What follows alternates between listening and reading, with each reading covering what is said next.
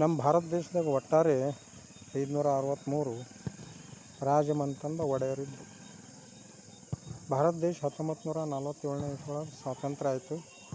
560 ರಾಜಮನೆತನದವರು ಭಾರತದಾಗ ವಿಲೀನ ಆಗಿದ್ರು.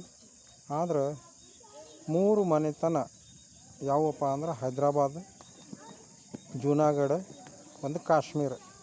ಇವು 3 ಮನೆತನ ಭಾರತ ದೇಶ ಸಂಗಟ ಒಪ್ಪಂದಕ್ಕೆ ಸಹಿ ಹಾಕಲಿಲ್ಲ. ಅವ್ರು ಭಾರತ ದೇಶ ಸಂಗಟ ಇರಲಿಕ್ಕೆ ತಯಾರಿದ್ದಿಲ್ಲ. ವಲ್ಲಭಭಾಯಿ ಪಟೇಲ್ ಅವರು ಆಗಿನ ಕಾಲದ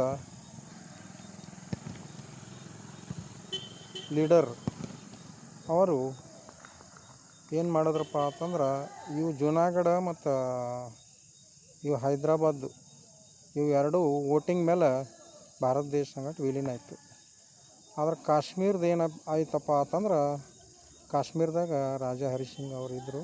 ಅವರು ಭಾರತ ದೇಶ ಸಂಗಟ ವಿಲೀನೀಕರಣ ಮಾಡ್ಕೊಳಕ್ಕೆ ತಯಾರಿದ್ದಿದ್ದಿಲ್ಲ. ಇಷ್ಟು ಕಾಲದಾಗ ಏನಾಯ್ತಪ್ಪ ಅಂತಂದ್ರೆ ಆ ಕಡೆ ಕವಾಲಿ ಸೈನ್ಯ ಪಾಕಿಸ್ತಾನದಿಂದ ಬಂದು ಕಾಶ್ಮೀರ ಮೇಲೆ ಅಟ್ಯಾಕ್ ಮಾಡ್ತು.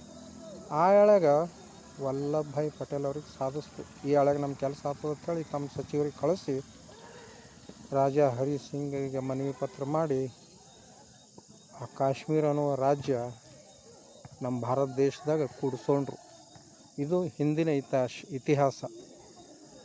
ಆದರೆ ಇನ್ನೂ ಕೆಲವೊಂದು ಸಮಸ್ಯೆ ನಮ್ಮ ದೇಶದೊಳಗೆ ಅದಾವ, ಅವು ಬಗೆಹರಿಯಲಾಗ್ಯಾವ. ಆದರೆ ಇಲ್ಲಿ ಒಳಗಿಂದೇ ಒಂದು ರಾಜಕಾರಣ ನಡೆದದ. ಅದು ಭಾಳ ದಿನ ಹೋಗಂಗಿಲ್ಲ. ಎಲ್ಲ ಒಂದು ಒಳ್ಳೆಯ ರೀತಿದಾಗ ಸುಗಮವಾಗಿ ಇನ್ನು ಮುಂದೆ ಸಾಗ್ತದೆ. ತಿಳುವಳಿಕೆ ಬಹಳ ಮುಖ್ಯ ಅದ. ಜೈ ಹಿಂದ್, ಜೈ ಭಾರತ್.